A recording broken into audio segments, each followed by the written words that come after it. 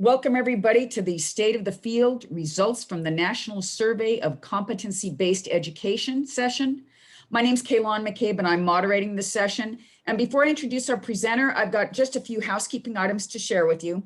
Please note that we're in a Zoom meeting and that you have both video and audio or microphone capability, but we're asking that you keep your microphone muted unless you're interacting in some way, for example, during a Q&A type of situation. Please take your cues from the presenter and from me so that we can create a productive environment for everybody. And should you have questions or comments otherwise, please enter them into the chat box. And as time allows, we'll present your questions to the presenter. Additionally, you may use the chat feature to share your thoughts with the presenter and with each other. You also have the capability to post reactions like the thumbs up, etc., on your video, and please feel free to use these as appropriate.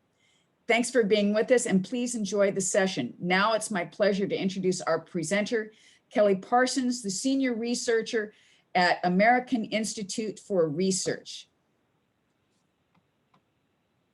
Thank you so much, and happy Friday, everyone. Thank you for opting to spend some of your Friday in this session.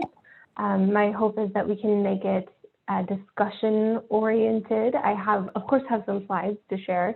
I promised to share results and findings, so I will, of course, do that. But I look forward to discussions, your questions, you wrestling with what's most interesting or what might be useful to you. So I hope you're prepared. I wanted to give you plenty of warning that there will be time for that. So just by way of introduction, this is me. I'm also over here with the pink background screen.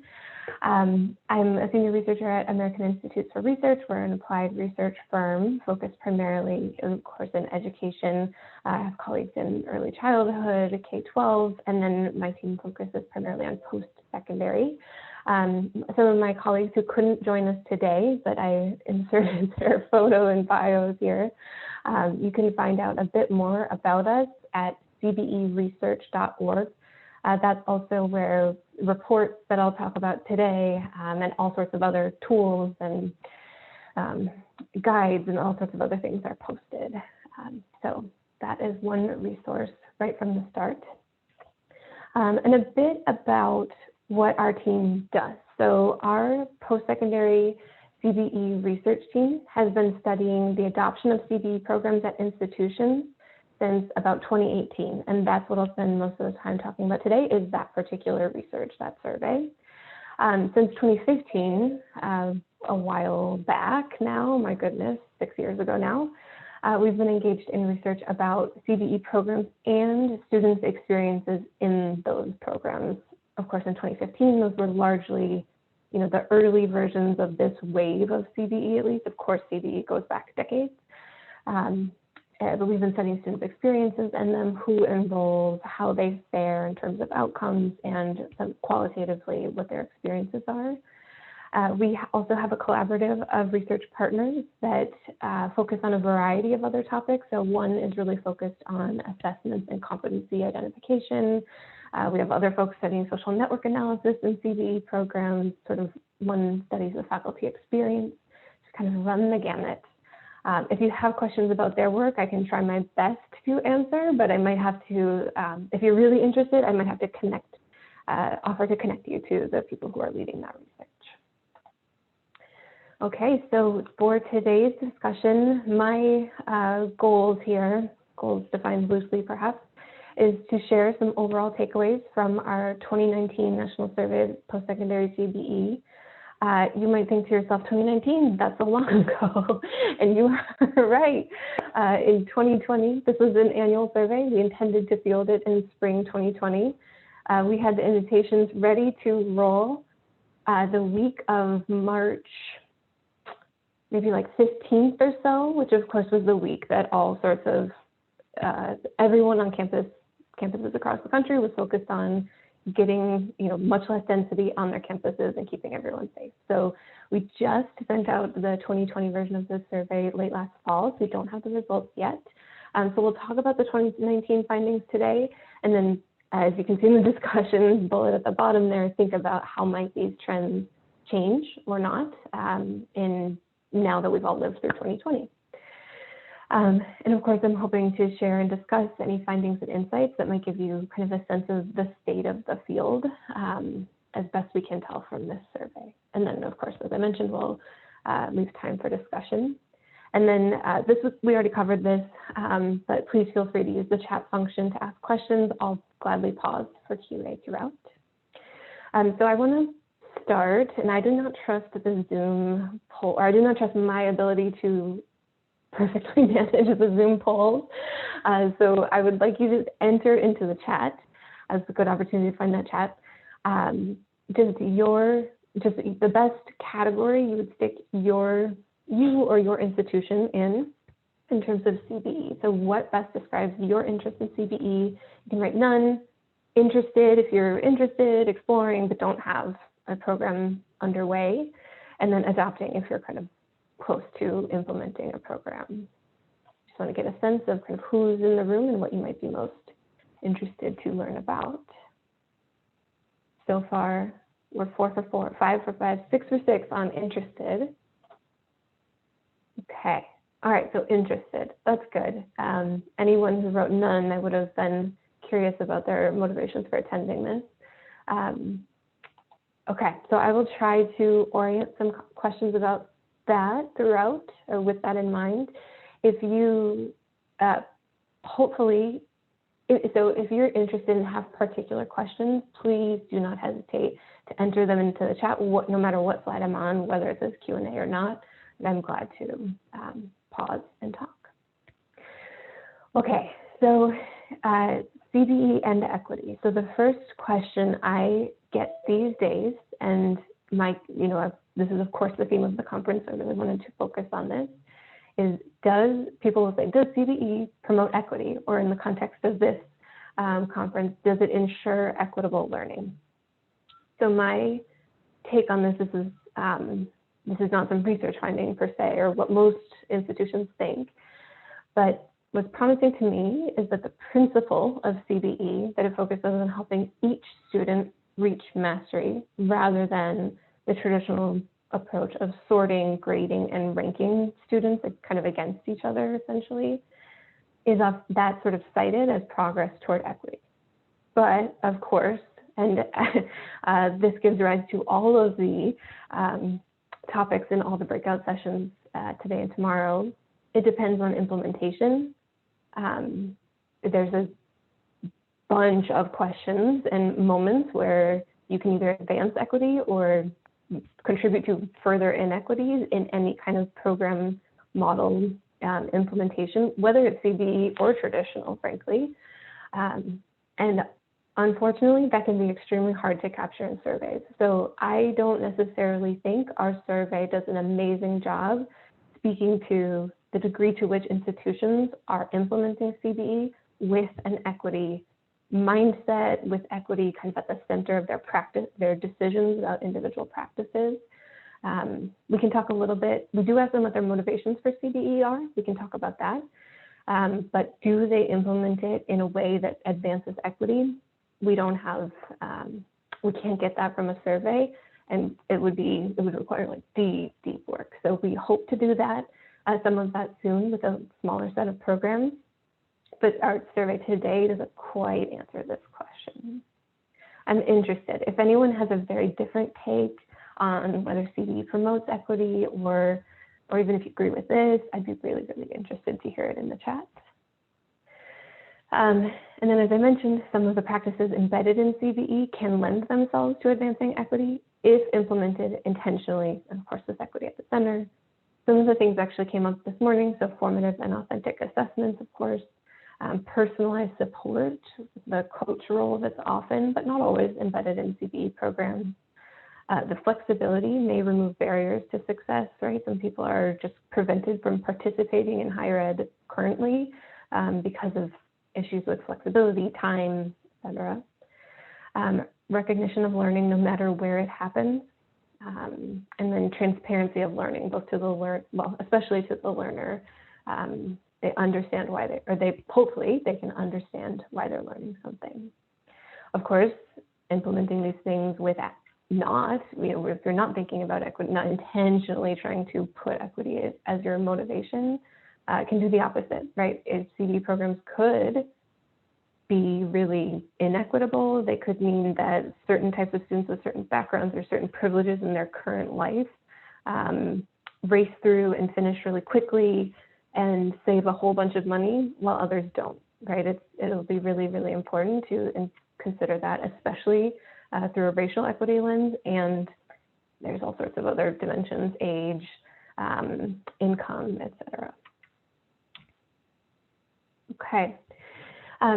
So the survey itself, just a little bit about that. As I said, it's a survey of institutions. So this is not a survey of students enrolled. Some people have done that kind of in individual programs, not nationally. But this is a survey of institutions. So we're trying to better understand the landscape of CBE interest, adoption, and perceptions of institutions. And in 2019, we had 602 institutions respond, which was an 18.4 response rate because we sent it to pretty much all the most of the institutions that were Title IV eligible in the country. All right. Ooh, I had an animation here. Okay. So the other question that comes up quickly, of course, is how do you define CBE? And nationally, definitions of CBE, of course, varies. That animation ended. Okay, well, that paragraph had more text there. We asked about core CBE elements and practices that may be kind of on the path to CBE or related to CBE, but would not count kind of as CBE on their own. So I hope this is big enough that you can see this. I spent a lot of time trying to find the right size here. But the elements that we considered, these are sort of core to the definition of CBE, are the flexible pacing, program completion, and course-to-course advancement is based on mastering all competencies. Learning is measured in competencies, and these two are mapped to measures of seat time, right? So they're still in kind of a credit hour format, but they're mapping back and forth, but it's in a, it looks like CBE to the student, but administratively they're mapping to credit hours, or this is a direct assessment program. So there's not a ton of those in the country, but learning measured in competencies and quantified with no reference to seat time. That's a special designation in the U.S. Department of Education. Then these other elements we don't consider enough to be CBE. They're probably interesting practices, but they don't sort of rise to the level of CBE, but we still wanted to learn about them. We still wanted to understand the level of adoption. So those are about defining competencies at the program level, and then down here at the course level, developing competencies with employers, and using prior learning assessment to award credit and for placement and personalization. So as you can see, the CBE elements that we counted had much lower adoption than those that were not CBE, which did not surprise us at all. PLA and all sorts of things have had sort of a wider spread, depending on what people think they mean by co-developing with employers. That's been a focus and something people have been very interested in for a long time. So that didn't surprise us much. Okay, so some key overall takeaways. So last point on this is that this is how we defined CBE. We didn't say, here's our strict definition, do you do this, yes or no? We tried to essentially deduce it from what practices folks said they were doing. So if a respondent selected so these elements, we said, I think we want to learn more about that. And then we gave them a definition later and said, do you do this? Is this what you meant by CBE? So we had a second chance to catch them. Okay, so key overall takeaways. So this is what we found. And then this link, which I'll make sure that this deck is available, this link will take you to the full report if you're interested in reading it. All the graphs and everything I'll talk about today are from this report. So the key overall takeaways are slow but steady growth in CBE. So we did this in 2018 and 19, so we're comparing that. Continued presence of barriers that are both internal to the institution and external to the institution, which doesn't surprise almost every practitioner audience I talk to says, of course. But when we talk to policy audiences, they're sometimes surprised that there's internal barriers, right? They think, oh, if we just change this legislation, it'll be easy. And that's not the case.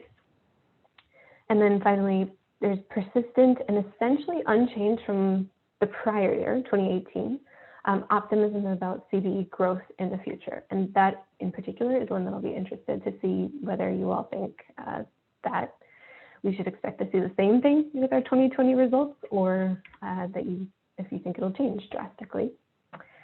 So just a bit, this is just kind of a detail on each one of those points. So the slow but steady growth, this is what I meant. In 2018, these are unweighted figures, just counts from the institutions we heard from. In 2018, we had 57 institutions say we have a CBE program up and running, and it was across those 57, there were 512. So clearly, many institutions that had CBE programs had many, right? Many, roughly, not quite an average of 10 each. That's not really how it played out. A lot have one or two, and then there's some with many. But that's kind of a quick breakdown. In 2019, we heard from 64 institutions saying that they had 588 programs. Total, the split between undergraduate and graduate is that top graph, so 492 and then 96 graduate programs. And then this was the breakdown. So kind of like the question I asked you before, this was the breakdown of our total respondents. So almost 100 of our respondents said we have no interest in CBE, but we'll take your survey anyway. 136 said that they were interested in CBE. Far more, 309 said they were in progress of adopting some piece of CBE, but didn't have a program yet. And then the 64 is how many who had programs up and running. And just a quick note is that the increase, we wanted to make sure that the increase we saw wasn't exclusively driven by just hearing from more institutions overall in the survey, and that wasn't the case. It wasn't just driven by new respondents. Okay, I'm trying to keep one eye on the chat, so please feel free to ask any questions at any point. So I said a little bit earlier that we'd take a look at motivations for adopting CBE, which I think is one of the more, can potentially be revealing. So of the institutions who have adopted CBE or are interested in adopting it, the most commonly cited motivations were expanding access for non-traditional, quote unquote, or today's students, responding to workforce needs, and a desire to improve learning outcomes. So I think especially that first and third bullet are really interesting in the context of today's presentation or today's symposium. So expanding access might mean it didn't quite use the language of equity per se, but it's at least interesting to think about whether, who are they thinking about? We don't know who exactly. We didn't say, please fill in here what particular population you mean when you say that. I sort of wish we had, but it's potentially a signal that some institutions are thinking about this and trying to think about it as a tool to advance equity. And then desire to improve learning outcomes also sort of surprised me. We hear a ton, right, about this responding to workforce needs. So it was fascinating to me to see the desire to improve learning outcomes as something people were explicitly saying was one of their top motivations. No surprise, desire to lower tuition was the lowest or the least frequently selected option because revenue still matters. Let's see here. So then number two, the second finding I showed a little bit earlier was about continued presence of internal and external barriers. So this shows all the barriers, which I realize it's a lot to read. And then the orange, so just to orient you to this graph, the orange is, we said, did this factor help or hinder? Blue is this helped, orange is hindered, and then there's light orange is somewhat hindered, and bright deeper orange is significantly hindered. So what we mean by internal and external. So the most common barriers across the different groups were FSA, or so federal student aid regulations and processes, right? So if you need to take, if you're trying to get direct assessment approval, you have to take it to the Department of Ed. There's all these regulations you have to comply with. sometimes you feel these through the accreditation and substantive change. But those regulations and processes we considered an external barrier, right? It's an accrediting body. Other priority initiatives, though, is something we considered an internal barrier, right? The college had other priorities. We couldn't advance, CBE, or it would take too much capital internally to advance CBE. And then program startup costs, probably a mix actually, but certainly at least partially an internal barrier. Although I know some states, for instance, have tried to offset this barrier by offering kind of pilot startup costs, mini grants. And then business systems and processes, another barrier that we considered internal to the institution, right? It's your learning management system, it's your student information system. All those business systems are built deeply around the credit hour. So depending on how someone was implementing CBE, there might be a big barrier. And depending on how and the buy-in of your institutional research and information technology units.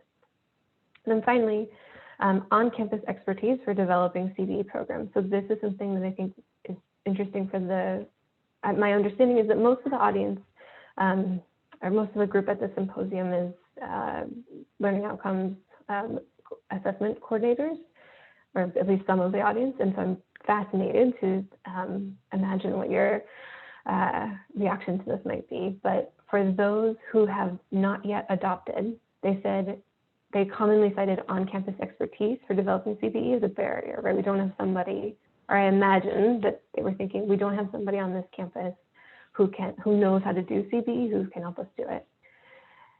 In a very different world, those who already had CBE programs said that this was a factor that helped them. So someone on their campus understood CBE. Whether they hired that person on purpose or whether that person just happened to have a background in CBE, we of course don't know. And this is certainly my interpretation.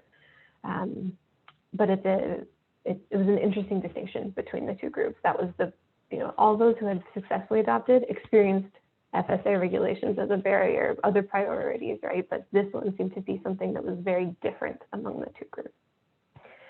All that said, though, I would be remiss if I did not point out that don't know was a common response across the board. There were a lot, those gray bars are those who said don't know. Sometimes I think that meant we don't quite understand what that is, like this one.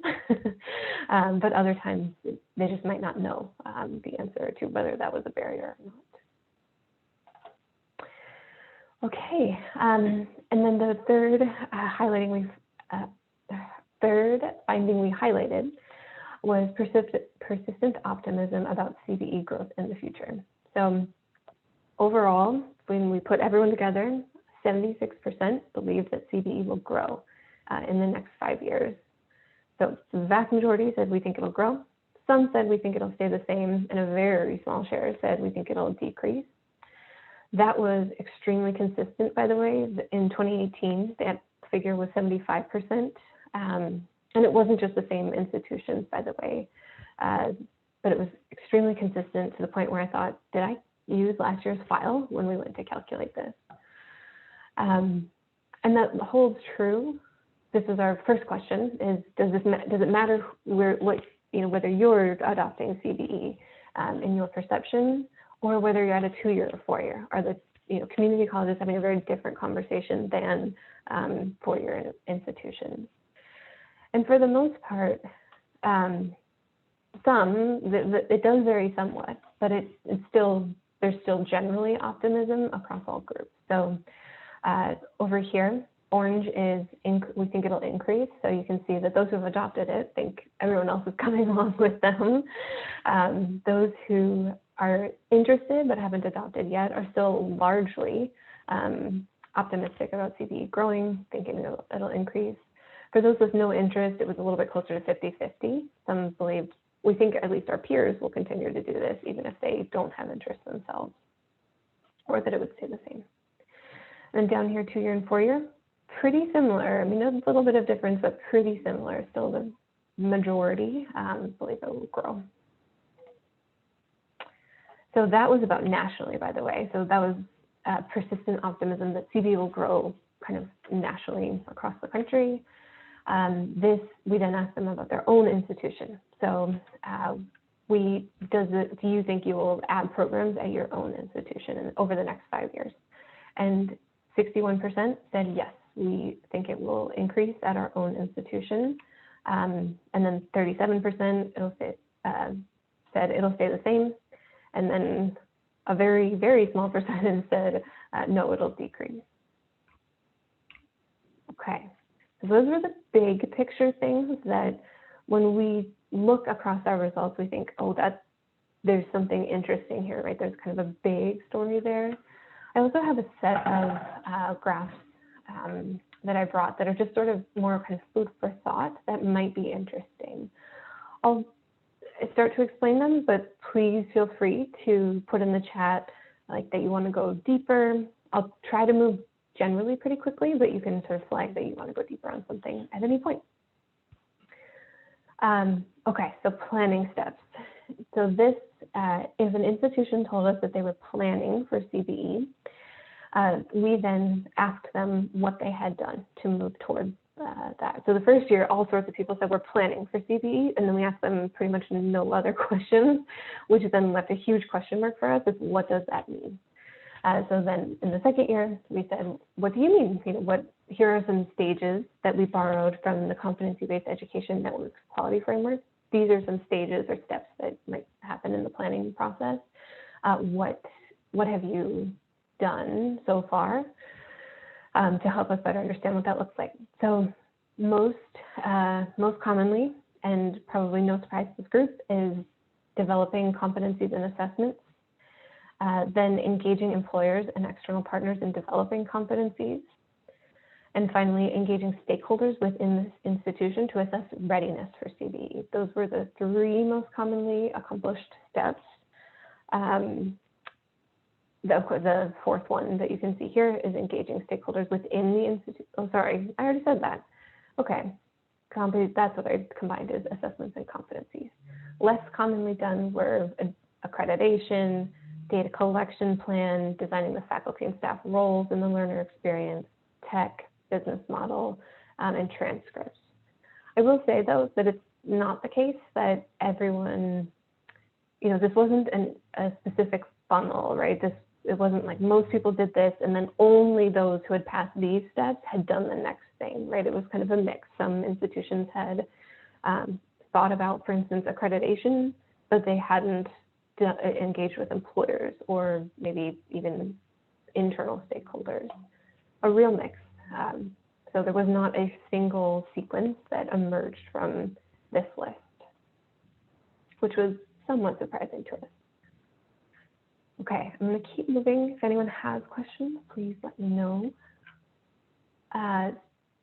Students enrolling in CBE programs.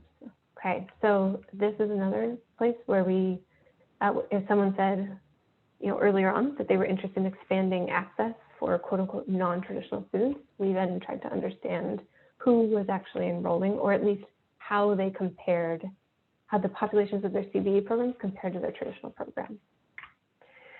So CBE student populations were generally similar. Well, first, many said don't know. So the person responding didn't have this data handy perhaps, or didn't know at the time, or maybe they don't collect some of these or sort of share them regularly in dashboards. So lots of don't knows, but otherwise same was the most common answer on all of these, I believe, although on military it's very close. Kelly, Amber has a question. Yep. She asks, how does CBE fit with credit transfers between colleges? Thank you. Oh, great question. And I think that can vary. In a perfect world, CBE would make that easy, right? You know, any particular competency could transfer, but that's not always the case. I will say my understanding, and you know what I've realized, I'm not sure if you mean credit transfer. So if someone transfers to a CBE program, how do they get credit for their previous experience? Or if you mean if they do credit, if they do a CBE program first and then transfer to a credit, you know, a traditional program, I'm not sure which way. Both. Okay, cool. So lots of these programs enroll a lot of students who have prior college credit, right? This is the second bar here. And in fact, more was, pretty large share. So we have more students with prior college credit in our CBE programs. I don't know the exact details. To really talk about the exact details, I might need to refer you to some program directors. But a lot of them will actually articulate, like review transcripts and articulate some credit into competencies. Sometimes they reassess some portions of it. I'm not remembering which places are most common for that. So they do, a lot of them do articulate credit earned into competencies in your, in a program. The actual mechanics of that, I would need to refer you to someone else. And I have if you send me, I have my email address at the end of this. If you send me an email, I'm happy to connect you. The other way, so CBE programs, moving to a traditional program or something is a little bit stickier. My understanding is that most CBE programs currently maintain both a kind of CBE transcript and basically like an equivalent traditional transcript at this point. I think many of them would say in a perfect future world when competencies are the currency of higher ed, we don't, maybe we won't need that, but for now, in part to kind of reassure students, reassure learners, they'll keep kind of a traditional transcript, quote unquote, that's ready to be articulated to somewhere else they go. I think that's especially, I've heard that especially talked about when it comes to grad school. So someone finishing a bachelor's degree might want to use it for grad school. I'm happy to dig into that more if I didn't quite cover that question. There's I've heard lots of interesting discussions about how to translate a mastery. So if you demonstrate mastery, what does that translate to? Is that an A? Is that a B? Lots of really interesting questions. I don't think that's settled in the field. I think there's very different practices happening across different campuses. So it might be really good to talk to multiple. If you're wrestling with that particular question, it might be really good to talk to multiple folks who currently run CBE programs. Okay. Let's see here. Generally, lots of similar age, but also plenty of folks with CBE programs said our CBE programs have higher shares of adult learners over 25. Least common, or at least equal, similar to the veterans or active duty military, is those who said our CBE programs have more, for slight simplicity here, like learners of color or non. So we asked the question in terms of white or non-white students. We could definitely phrase that question better, but generally it's not the case that most of them said, oh, our CBE programs are full of Black students or Hispanic students. That's not the case currently. And that I should mention, of course, that some other work has been done on this question, and this finding generally aligns with that other work. Delivery mode. Okay, so this is also a common question, probably not with this group, but we've gotten plenty of questions. Is CBE just online? The kind of next gen online? And no. So 37% said we are entirely online, but the rest were some combination of hybrid or blended. This predominantly face-to-face with online assignments is probably just face-to-face. But there's lots of hybrid and blended, and then there is some face-to-face. So this is perhaps especially common in some technical programs. So plenty of CBE programs are also in kind of applied technology type programs at community colleges. And of course, those, if you were doing like a CNA program, right, there's still plenty of clinical, other sorts of things that have to happen in person, and that is possible. Price point and structure. Okay, so a lot of conversation in CBE can get very exciting when it comes to pricing models. So we have two questions about this of those who had CBE programs. So if you had a CBE program, we said, does it cost about the same or less expensive or more expensive than your traditional program? Most said about the same. Of course, that question, though, embeds in it an assumption about the model. So it could be less expensive.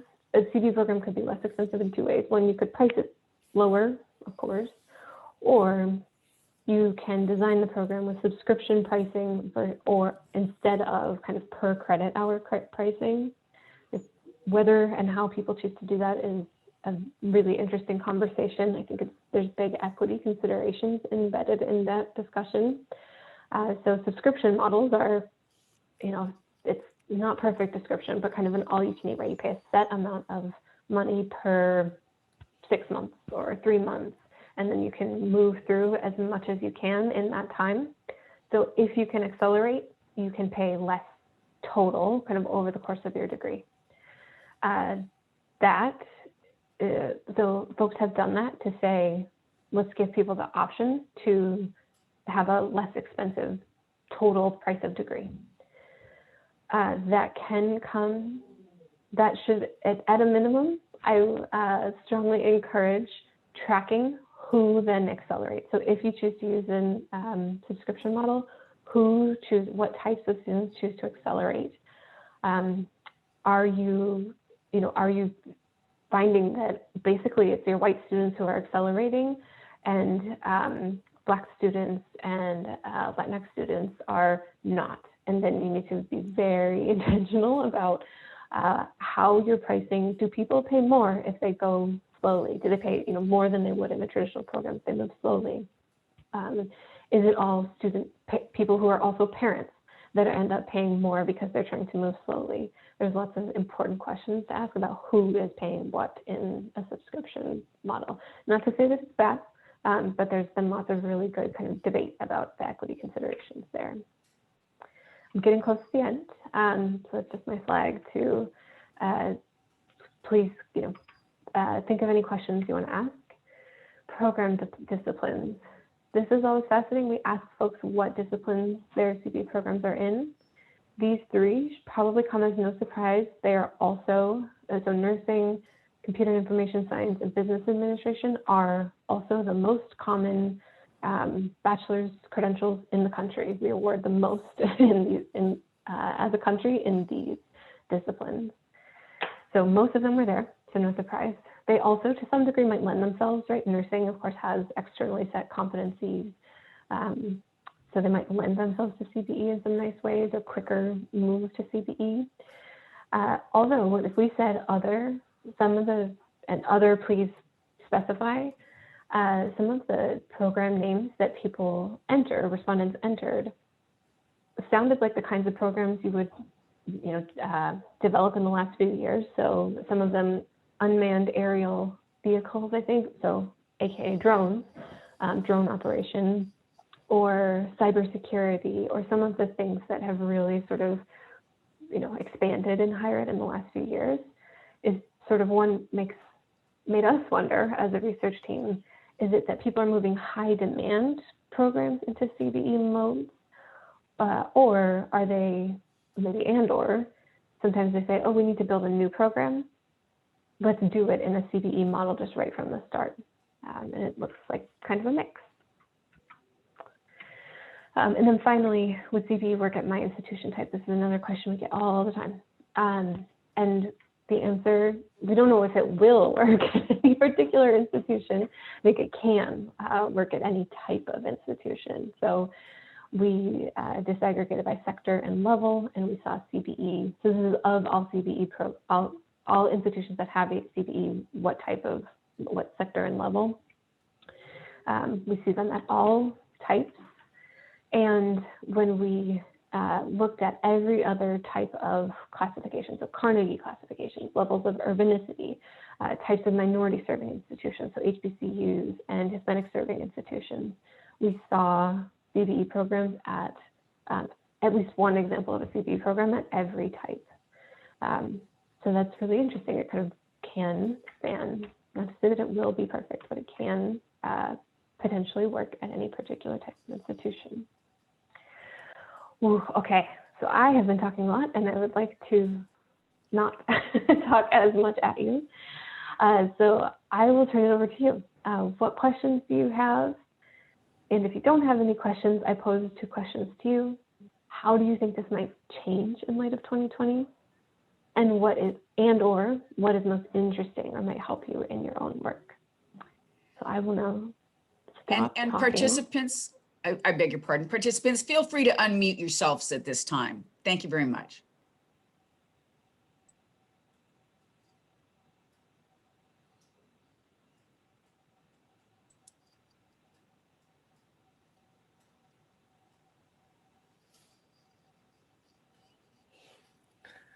Or you can pose your question in the chat if you prefer to do that. Yeah, and I'm particularly interested in anything you think might, well, you don't even have to say a finding would change in 2020, but just something you wonder about competency-based education, given all that happened in 2020, all the experiences that faculty had and that administrators had, or IT units trying to move things online. I'd be fascinated to hear what you think. So Kelly, this is Wai Ling. I'm from San Diego. And we just recently had a conversation about CBE, so it's really new to our college. And a couple of things that you had mentioned, during your whole presentation are, how does it translate to the grades? They talked about dual transcripts, etc. And ideas, was popping in my head. I'm in child development. And so there are a lot of competencies that may not be, that are gaps in our courses that I think would really work. However, and if you can clarify this, these competencies do not translate into the regular course classes. Is that correct? Oh, interesting. Okay, so are you saying it might be kind of a small competency or something that might not? So can the competency-based education translate into a course, and a traditional credit course? What are your experiences with that? Great question. Okay, I think I can answer this question, but by all means, tell me if I'm not quite getting it. So very early on in my experiences studying CBE, someone said the word "a course-like object" to me. And what they meant was that an institution trying to offer CBE or interested in CBE, for whatever reason, kind of needed to maintain much more of kind of a course structure than, more of there's sort of a spectrum, right? There's super flexible, everyone's on their own pace. Anybody who's ever taught a course would find CBE sort of unrecognizable, right? There's not kind of all the trappings of a course involved, versus there are kind of heavily tied to a course structure CBE programs. They offer students less flexibility often, and they sort of, so there are some, there's pros and cons on both sides, but there are examples of CBE that are very much, they kind of look a lot more like a course. So they're sort of fitting CBE into more of a course structure. I'm not articulating that incredibly well, but I'm interested. Is that kind of what you're getting at? Well, I'm just saying that I guess my question is that can you develop a CBE? The modules, or I'm not really too honed on it, but can that equal, let's say, child development 101? Can you structure it in a more flexible way that they get through the course outline? And so if they take this, can we, can it be equivalent to a course? Yes. Yep. So yes, I mean, in some ways, CBE is flexible enough that you can sort of borrow lots of principles and fit all sorts of things. So I think you can. I think the advice that I've heard from some practitioners is to make sure you're reassessing what you did offer in your, for example, CD 101, right? So look at, review that course, make sure that it really, if you were to backward design it today, you would still pick all of that. But yes, you can kind of modularize courses and put that into more of a CBE course sort of format. Okay, because we were thinking about, do it by credit by design, by credit by, I forget what it is, but, by exam, sorry, credit by exam. And then they can go ahead and, use that format, the CBE format, to at the end get the credit by design. Because the problem is we can develop a lot of these CBE courses, but even the state permits are not going to acknowledge at this time the CBE classes. They still have to have the online, the courses is what they want.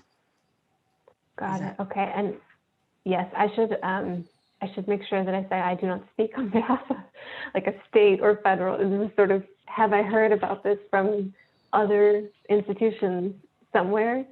Yes. I just want to be clear that the state might have, or the state or federal or accreditors, right, might have different rules. But yes, I think there's sort of there's definitely a spectrum and lots of really creative ways people have mapped different pieces back and forth between kind of their existing programs that they already had and what they want to accomplish in kind of a CBE-ish or CBE-esque model. Thank you. You answered my question, Kelly. Thank you. Of course. And we've got still 10 minutes left, so I'm happy to answer more. I see when developing CBE courses, do you start with learning outcomes and use backwards design? Ideally, as the competency-based education network folks would say, yes, right? That is how you want to start, is these learning outcomes, I think at the program level, and then use backward design. I think there's a sort of a spectrum of how much you look at what your existing courses have done, or if you've already done that in some of your, for your program, right, just not with CBE in mind. You can borrow some of your traditional or existing course. That was in response to one of the questions in the chat. Any other questions or predictions that you want to make about post-2020? Hey, Lavi. Oh, go ahead. Oh, that might have been someone just joining. Okay, so could you speak a bit more about the relationship between CBE and CPL, which I think is credit for prior learning, if I'm referencing acronyms correctly? It's on one of your slides, it's related but not the same. Yes, great question. So credit for prior learning is the kind of the simplest version. Credit for prior learning is sort of on the front end at kind of intake or at the beginning of your program. So kind of the prior learning assessment process that you go through when someone, when a learner starts or expresses interest in the program, that we sort of treat that as one function. So giving credit for learning they have either through past post-secondary experience or work or life experience, that is sort of at the front end of the program. CBE programs are the full program design. So you have converted the activity of helping a learner learn, right? That used to look perhaps a little bit more like a faculty member teaching in a classroom, with all students moving at the same time, 15-week courses, grades at the end, that you've converted your program into a CBE format. So it's some of the assessment functions might still, the focus on assessment and the importance of assessment is true in both, but credit for prior learning is on the front end for things prior to the institution. The CBE program really speaks to once they enroll, it's kind of competency-based, often with design, included in the design, most of the time is formative assessments, summative assessments at the end to officially demonstrate competency with lots of intentionally designed support, or sometimes a student success coach along the way. So it's kind of the when it happens and maybe from whom to some degree is kind of the difference between those two things. Does that help? It does. I was sort of thinking about it in terms of as faculty are looking at their courses and programs through the lens of CPL and CBE. And I think this speaks a little bit to the woman who spoke before about modularizing courses. I'm just wondering if sort of the process for looking at courses like for CPL, where you're looking at the competencies by which you would be judging whether to award CPL is sort of the same process of sort of the way you're looking at courses and competencies and outcomes. Yeah, that's I'm not sure question. if that makes sense. No, it very much does. I'm not a deep assessment expert, so take what I say with a grain of salt. But I think the process, if faculty are already reviewing their courses and saying, what are the competencies embedded in this course that you could potentially,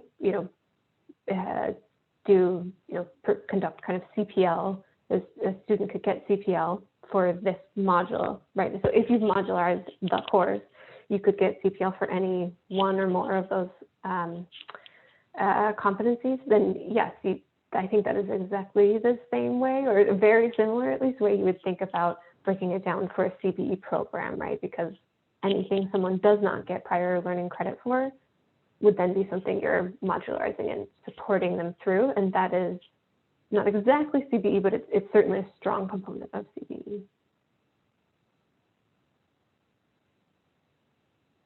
Thank Or I you. should say, that's kind of the major curriculum focus of CBE. There's sort of other pieces, but that's a huge part.